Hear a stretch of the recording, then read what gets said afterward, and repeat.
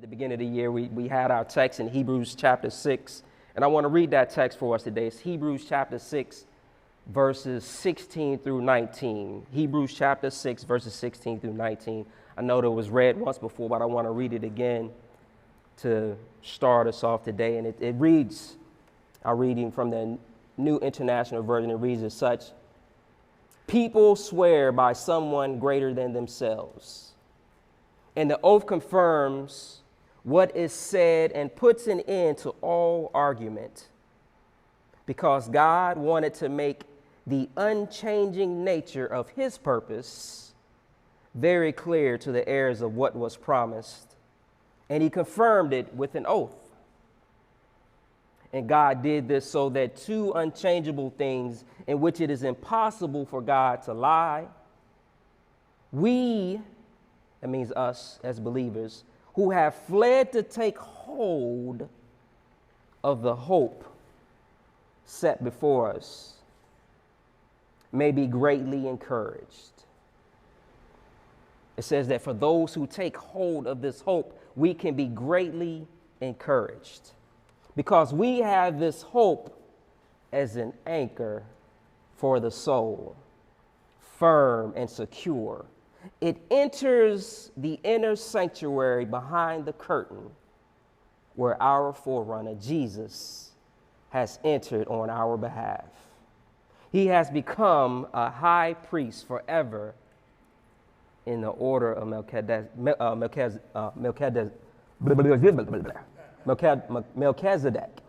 There it is, Melchizedek. It's getting tongue-tied. Y'all know what I'm saying. Melchizedek. But I'll go back to verses 18 and 19 again. It says, God did this so that we, by two unchangeable things in which it is impossible for God to lie, he who have fled to take hold of the hope set before us may be greatly encouraged. We have this hope as an anchor for the soul, and firm and secure. It enters the inner sanctuary behind the curtain. We have a hope. When I was younger, when I was growing up, I used to love Batman and Robin. Anybody used to watch Batman and Robin when they were growing up? It was one of my favorite cartoons and one of my favorite shows when it became left like the animated stage to the real stage. And part of this Batman and Robin, as you know, Batman was in charge of helping out and making sure that the villains didn't overtake them, and he was protecting Gotham City, right? Everybody know that Batman and Robin, that's what was Batman's favorite thing to do. But always as a part of the scenes near the end, whether it was Batman or whether it was Robin, one of them always got themselves in some type of bind, where they were caught by some villain or they was caught in some situation, and they were ended up, it was almost like a cliffhanger at the end of every episode.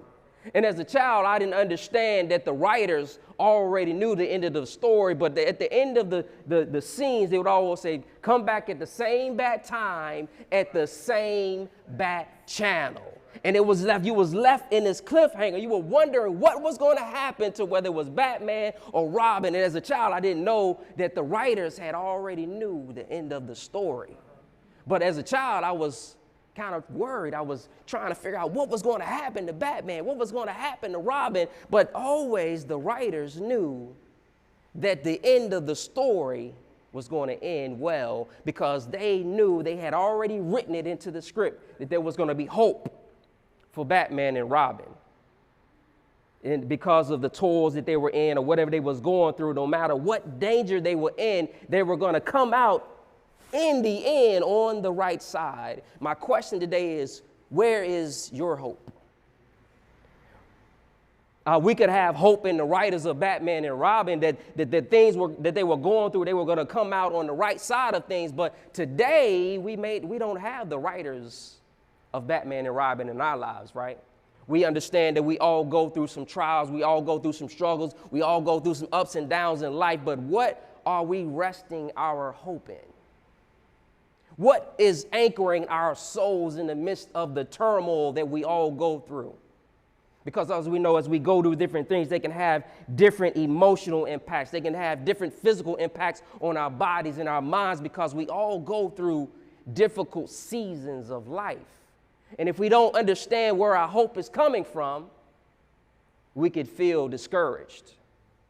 We could feel hopeless. We could begin to drift away.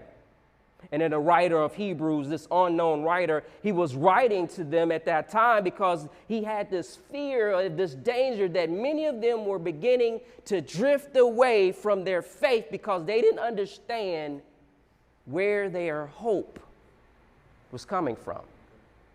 And the Hebrew writer here, he's telling us that we have a hope, and our hope is in Christ. He is our anchor. He is our confidence. He is the one that we can find security. That's what it says in the text, right? Y'all read that in the text. It says that in verse 19. It says, we have this hope as an anchor for the soul, firm and secure. Firm and secure. Jesus is our hope. He's our firm. He's our security. He brings us stability. And we can anchor our faith to Christ to find hope for our future. Remember I said that last time we looked at this text, the first part of this text is that the main principle that I want us to take away from this is that we can anchor to the faithfulness of God to find hope for your future. So again, I'll say it one more time for those. Anchor to the faithfulness of God to find hope for your future. When we look at this text, that's what you begin to see. That the writer here is encouraging us all that no matter what your social status is, whether you're rich or poor, no matter what's going on in your life, that you can anchor to the faithfulness of God, because that's who the writer was writing to. He's writing to those of all different social statuses, all social levels. He was writing to us because he was saying that God's favor, benefits are worth keeping the faith. Because, realize that you can go through some things like, well, look, I might as well do this on my own. But the writer was telling us that, look, God's favor, there's benefits to his favor, and it's worth holding on to your faith. No matter how great the pressures of society that you may feel, no matter how great the pressures of life that you may feel upon you, it's worth holding on and anchoring to the faithfulness of God.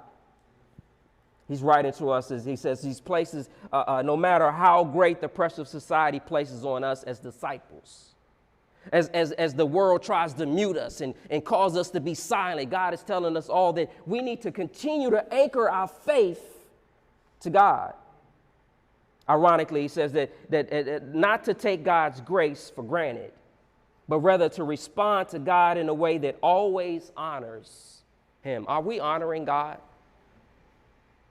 How does your life reflect in a way that brings honor to God? Or does your life, do you go about your life in a way where begin to drift away and so far you find yourself so far away from God that no one even recognizes that you're even faithful to God or that you're a follower of Christ? Here it is, the Bible is telling us that all of these wonderful things about God, how God's nature is unchanging, how God does not lie. And all this is reminding us that God is so stable, he's so secure that we can bank on and we can rely on everything that he says in his word.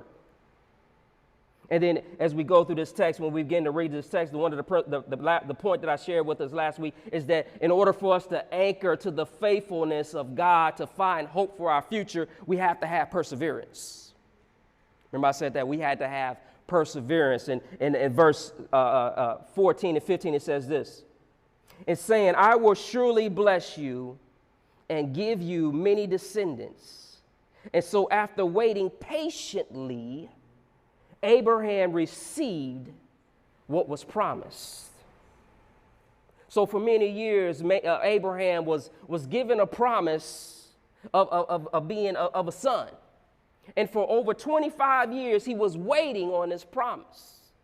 Now, he went through some difficult seasons. I wish I could say that Abraham did everything right. Him and his wife, they even thought at one time that, you know what, maybe God wasn't saying that this was going to come from me, but so maybe you need to go hook up with somebody else. But that wasn't the seed that in which that Abraham was, God was calling him to. Eventually, God blessed him, but he had to be patient enough. He had to persevere in order to receive the hope for his future. That's what reminds us for us is that maybe God has promised you some things, and maybe you're wondering when that thing is going to come through. God is saying you need to have perseverance, just like Abraham did. He says, after waiting patiently. Now that's tough, right? Waiting patiently.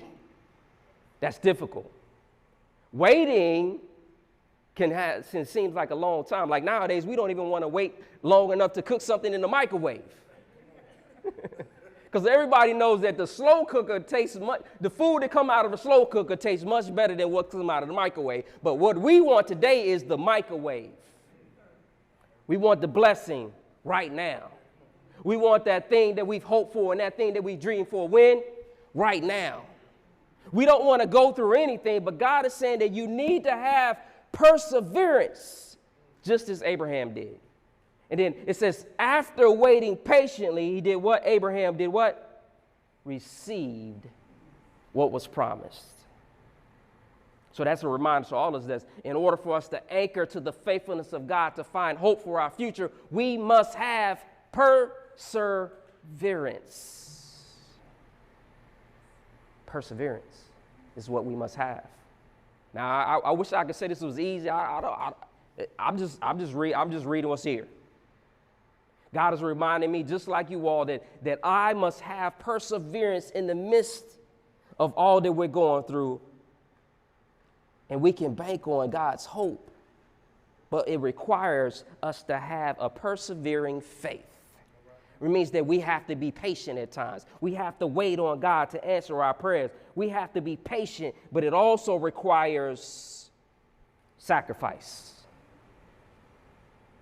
So persevering faith, or have perseverance, you must have patience, but you also must have the ability to make sacrifices. So what we talked about Abraham, right? It says that he received this promise after he waited patiently. And there's in the Bible that talks about how God had tested Abraham after he had given him his son Isaac. He told him to go up and make a sacrifice. And God was testing Abraham to see if he was willing to make that sacrifice. Has God requested any sacrifices of you? Is God knocking on your door and saying, hey, I need you to do such and such? Maybe God is testing you. Maybe that blessing you haven't received just yet is because you haven't been willing to make the sacrifice that God has called you to. Sacrifices aren't easy. Sacrifices don't mean that you're going to like it. Like if somebody says, look, I want you to sacrifice not eating squash for the rest of your life, I wouldn't have any trouble. That's easy.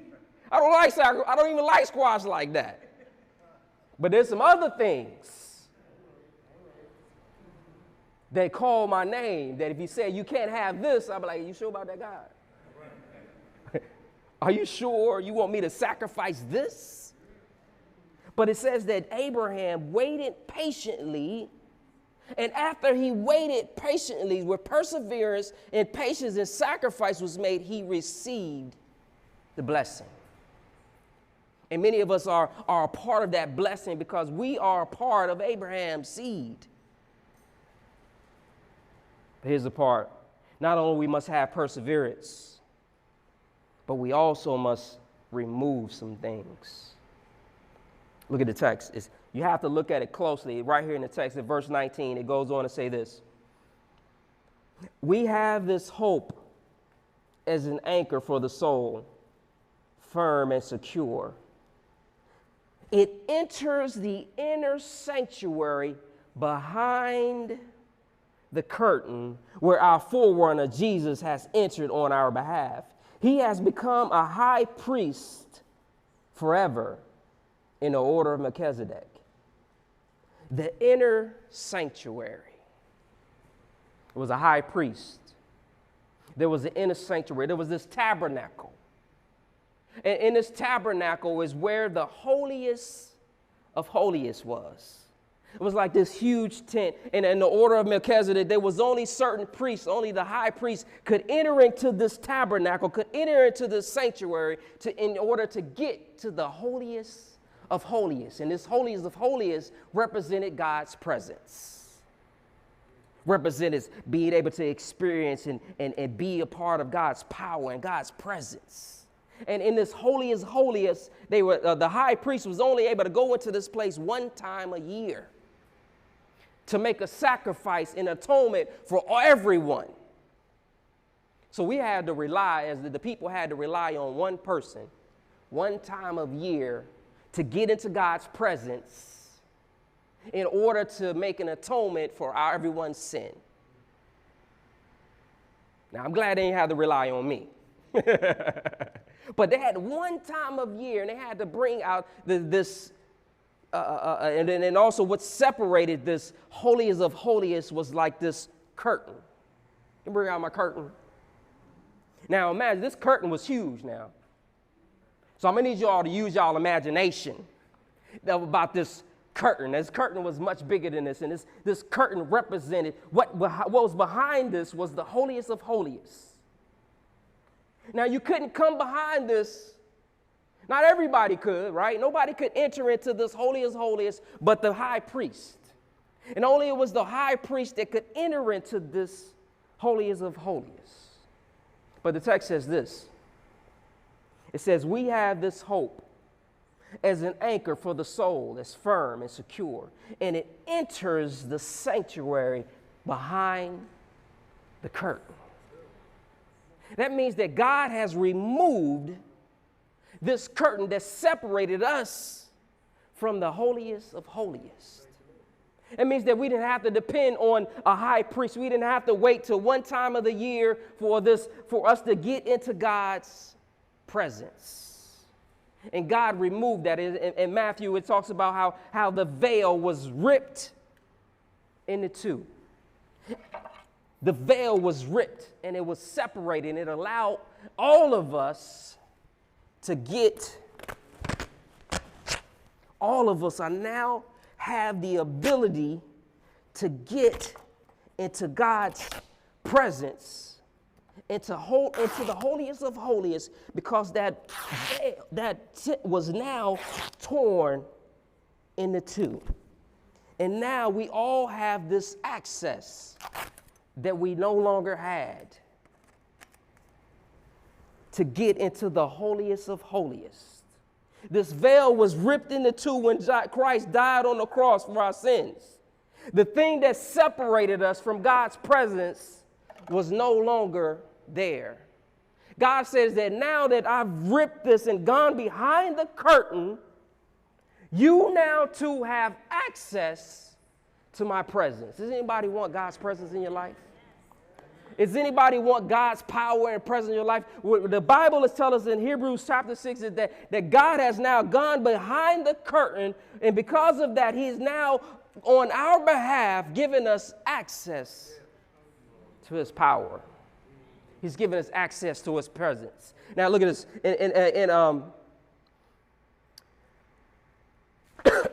David talks about God's presence in Psalms 37. 139, 7 through 12, it says, where can I go from your spirit? Where can I flee from your presence? If I go up to the heavens, you are there.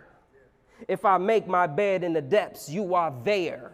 If I rise on the wings of the dawn, if I settle on the far side of the sea, even there, your hand will guide me. Anybody wants God's hand guiding your life because you have God's presence? And it says, if I say, surely the darkness will hide me and the light become night around me, even in the darkness will not be too dark for you. That means that no matter how much of a dark place we may feel we're in, no matter what kind of dark situation we've gotten ourselves in, God's presence is available. God's power is available. Joshua 1:5 says this, no one will be able to stand against you all the days of your life. As I was with Moses, so I will be with you. And I will never leave you or forsake you. I mean, God says that, look, when you have my presence, you now have this access to my presence, and I will be with you no matter what you're going through. Just as I was with Moses, just as I was with David, I will be my power and my presence will be with you, just as it was with them. Because you now have access to go into the holiest of holiest. You don't have to wait for a certain time of day. You don't have to wait for a certain time of year. You don't have to wait till you get to Sunday service. You can get into God's presence anytime, any space, any hour, right where you are, because the veil has been torn. The curtain is now giving us access to God's presence. But we had to, just as God had to remove the curtain, we have to remove some things as well. We have to remove some things as well. What are some of those things that we have to remove?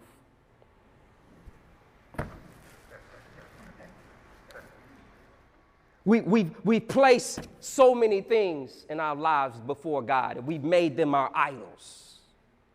Whether it's drugs and alcohol, whether it's sex and romance, or whether it's fame and status, or whether it's money, or whether it's phones and technology, whether it's our jobs and positions and our power. We have all of these things that we begin to place in front of God. We place drugs and alcohols before God because we say, you know what, God, I'm running out of time. I don't know what else to do. So instead of me turning to you, I'm going to turn to drugs and sex and alcohol. I'm going to turn to weed because I know that this is going to help me escape the reality of what's going on. So we've turned to this instead of getting to God's presence. We've turned to sex and romance because we think that just because we have this and sex and romance, that we have these things, and we got our boo thing, and we have this and that, and we place all of these things in front of God. And all of these things begin to stack up. And fame and status, more money, security bag. I need to have this. I got to have this position. I got to climb the corporate ladder. I need to be get the verified check star on my Instagram. I got to have all of this fame. I got to have all this power. And of course, we got to have the money. Money, money, money, money. Money. Oh, y'all don't know the song? Y'all know the song? And so then you say, you know what? I got to have all this money. You know, because the everything that I need, I got to have money. Yeah, we need to have money, but what are you doing in order to get that money? What are you sacrificing in order to get that money? And we try to get all of these things. We got our phones and our tech. Like, phones and technology is great, but how much of your time is it consuming? And before you know it, you begin to no longer be able to get into God's presence. Because the veil is still open, right? The curtain is still open for us to get to God's presence, but then we begin to put all of these things in front of God, and we no longer have his presence in our lives. I want you to identify yourself. Where are you at on this? Have you put your job, your position, your titles in front of God? Where are you at on this? What have you placed in front of God? Approval, self-image. You're so concerned about what you look like.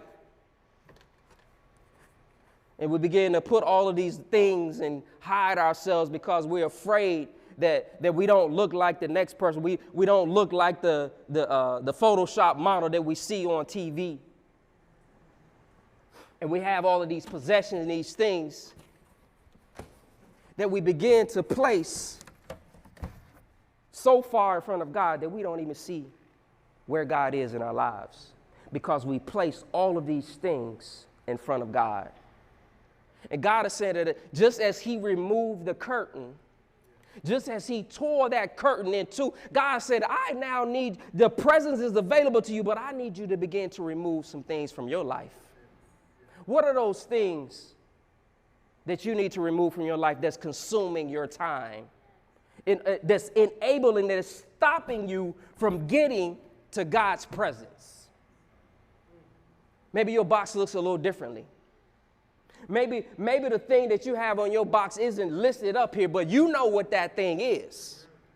God is saying that if your thing may not be up here, something is. What have you stacked in front of God that's allowing you and preventing you from getting into God's presence to experience God's power? What is that thing? What is that thing that God is saying to you? I need you to identify, and then I need you to begin to remove it.